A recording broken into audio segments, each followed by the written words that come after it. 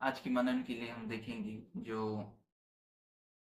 लूका लिखित सुसमाचार उसका चैप्टर 21 और वर्स 34 से हम 36 तक देखेंगे।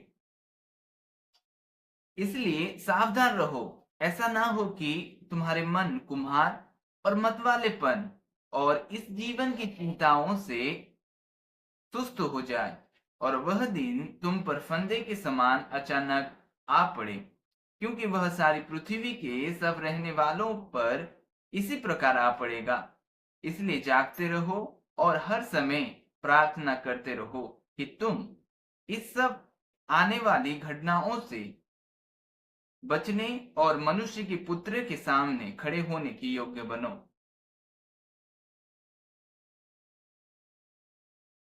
यहाँ पर वचन हमें कहता है कि सावधान रहने की, और इसलिए सावधान रहो, ऐसा ना हो कि तुम्हारा मन कुम्हार और मतवालेपन और इस जीवन की चिंताओं से सुस्त हो जाए। यहाँ पर 3 कारण दिया गया है। पहला तो कुम्हार की तरह पहले मन, जो हमारा मन है, यहाँ पर वचन कहता है कि तुम्हारा मन कुम्हार की तरह और मतवालेपन और इस जीवन की चिंताओं से सुस्त ना हो, क्योंकि हमें प्रभु यीशु मसीह के सामने खड़े होना है। और खड़े होने के लिए हमें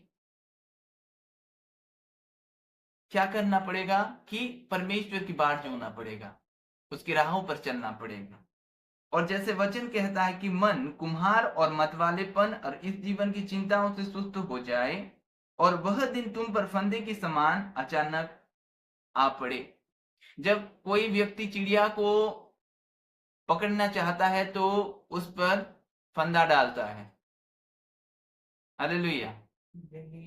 उसके बाद वो चिड़िया फंसती है। यहां पर मन के विषय में कहा गया है कि मन कुम्हार की तरह,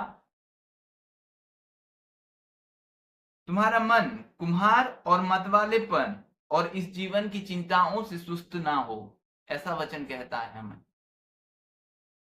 और क्यों हमें वचन ये इंस्ट्रक्शन देता है, क्यों कहता है कि एक दिन आने वाला है कि सारे जगत की परखने के लिए उस दिन आएगा, और जब प्रभु यीशु मसीह आएंगे उस दिन पर हम योग्य खड़ा हो पाए हमारे प्रभु यीशु मसीह के साथ। इसलिए आज वचन ये कहता है कि बहुत से लोग कि तुम्हारे मन मतवालेपन और जीवन की चिंताओं से सुस्त ना हो जाए कुम्हार की तरह। जो लोग नशे करते हैं उनका मन, वो क्या क्या बोलते हैं, जब वो नशे करते हैं उनका मन पूरा 7 आसमानों के ऊपर हो जाता है, और जब नशा उतर जाता है तो जैसे कि वैसे हो जाते हैं। और यहाँ पर चिंताओं की बात कह गई है। किस बात की हम चिंता कर रहे हैं? क्या इस धरती की, जो कुछ समय के बाद नष्ट होने वाली है? क्या इस जीवन की, जो इस जीवन कभी नहीं रहेगा, और एक नया जीवन जो प्रभु हमें देगा, उस जीवन की चिंता तो हम नहीं कर रहे हैं, इस जीवन की चिंता हम कर रहे हैं। एक मनुष्य जब चिंता करता है तो बहुत से बोझ से दब जाता है, वो बहुत से बोझ से दब जाता है। उसको आने वाली विपत्ति, आने वाली कुछ बातों की, घटना की कुछ, वो उसकी और नहीं जा सकता। और वचन कहता है कि चिंताओं से तुम्हारा मन सुस्त हो जाए और वह दिन तुम पर फंदे के समान अचानक आ पड़े, क्योंकि वह सारी पृथ्वी के सब रहने वालों पर इस प्रकार आ पड़ेगा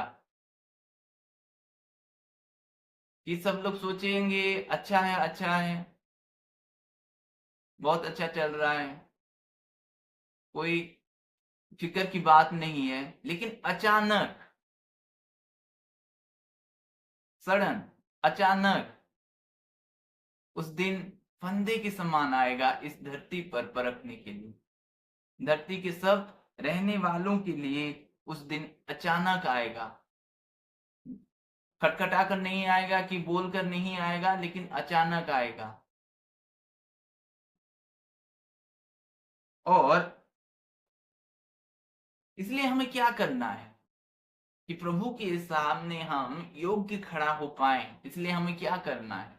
वचन हमें उसके 36वें आयत में कहता है, इसलिए जागते रहो और हर समय प्रार्थना करते रहो कि तुम इन सब आने वाली घटनाओं से बचने और मनुष्य के पुत्र के सामने खड़े होने की योग्य बनो।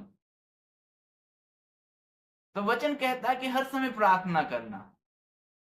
एक व्यक्ति हर समय कैसे प्रार्थना कर सकता है? आप अगर यीशु के जीवन को बारे में देखोगे तो कई बार वो घुटने के बल पर आकर प्रार्थना करता था। कई बार वो खुली आंखों से प्रार्थना करता था। प्रार्थना का मतलब यह है कि बातचीत करना। आप आपके पिता से बातचीत करोगे, आपके स्वर्गीय पिता से आप बातचीत करोगे।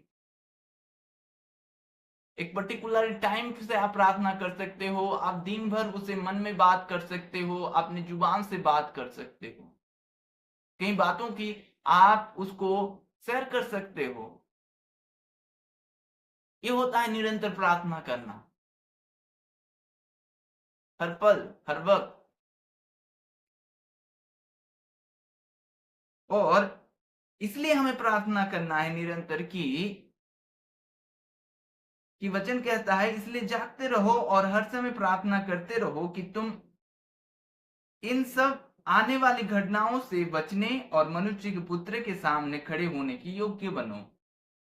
हमें योग्य बनना है किसके सामने? मनुष्य के पुत्र के सामने, जो आने वाला है, जो हमारे प्रभु यीशु मसीह है, उसके सामने खड़े होने की योग्य, क्वालिफाई। अगर आप कोई एग्जाम में मार्क कम हो जाए तो आप फेल हो जाते हैं, क्योंकि ये गवर्नमेंट का रूल है।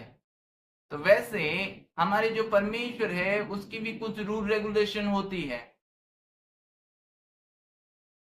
जो उस दिन में योग्य पाना जाएगा वो प्रभु यीशु मसीह के सामने खड़े नहीं हो पाएगा, चाहे वो प्रभु यीशु मसीह को जाने या ना जाने।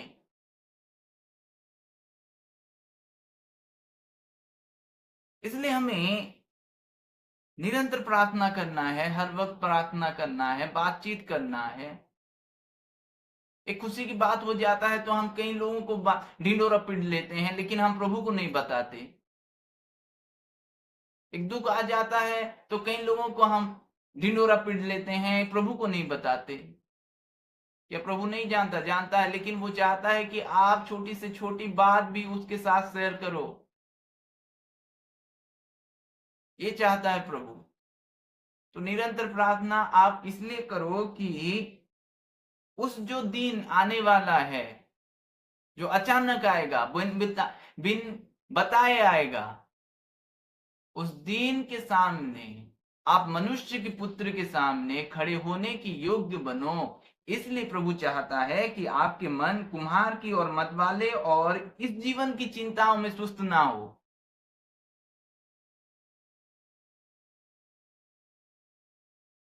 इस जीवन की चिंताओं में सुस्त ना हो। अगर आप ज्यादा चिंता करोगे आप बीमार पड़ जाओगे, आपकी चेहरे की रौनक उड़ जाएगा।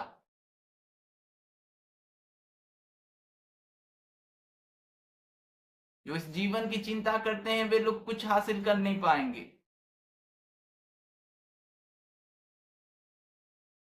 प्रभु चाहता है कि हम उसके सामने खड़े हों। प्रभु जो आज आपसे इस वचन के द्वारा बात कर रहा है, हमें उसके आने की बाट जोना है। और प्रभु चाहता है कि हमारा मन ना कुम्हार की तरह हो, ना मतवालेपन की तरह हो, ना इस जीवन की चिंता में हमारा मन लग जाए।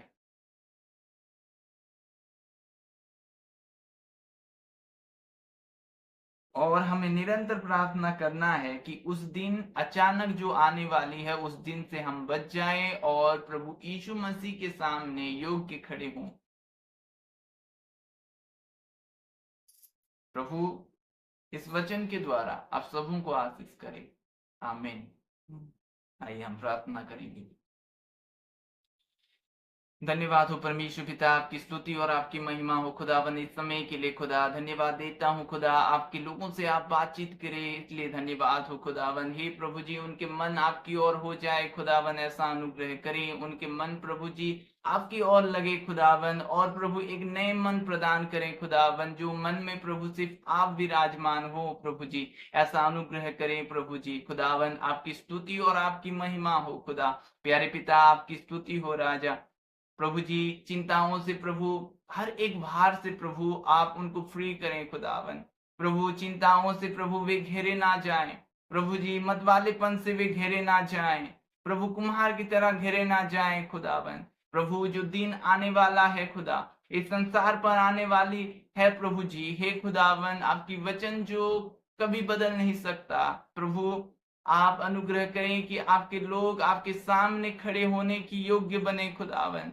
ऐसा अनुग्रह करें उनके जीवन पर प्रभु जी, आप कार्य करें खुदावन। हे प्रभु जी, आपकी महिमा उनके जीवन पर हो प्रभु, आपकी महिमा उनके जीवन पर हो प्रभु, आपकी महिमा उनके जीवन पर हो। धन्यवाद हो स्वामी इस समय के लिए खुदावन। धन्यवाद हो यीशु नासरी के नाम में, आमीन।